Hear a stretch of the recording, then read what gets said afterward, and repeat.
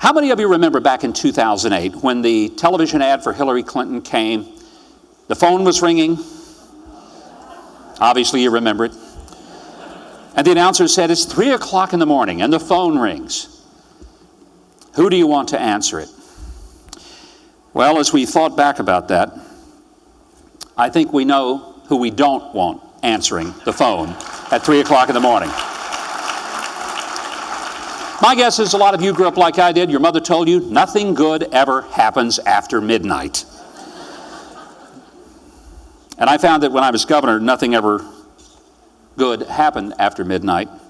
If my phone rang in the middle of the night, I knew that it meant there was a tornado, a chemical spill, some kid in the custody of the state of Arkansas had committed suicide, we had a prison break, there was a plane crash or an ice storm, something bad had happened. People didn't call in the middle of the night to give good news. On September the 11th, 2 years ago, the phone did ring.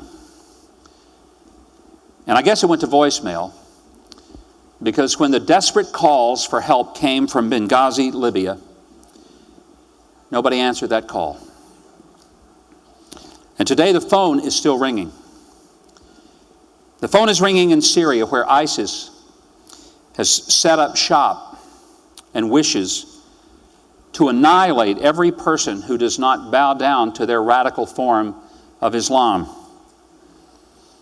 And the sad thing is, there seems to be a misunderstanding about how a country goes about defeating a force like ISIS.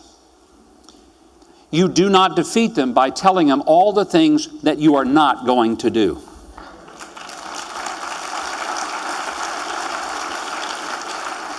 You defeat them by making it very clear that you do whatever it takes in order for them to lose and us to win.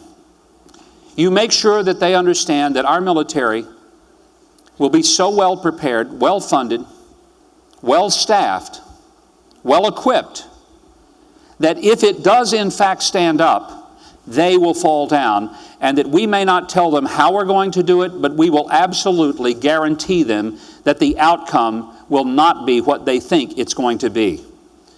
When the phone rings there,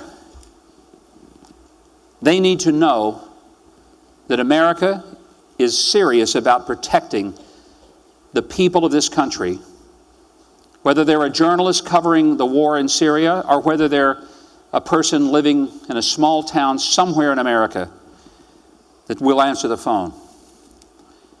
When the phone rings in Israel, the Israelis need to know that we stand with them without equivocation.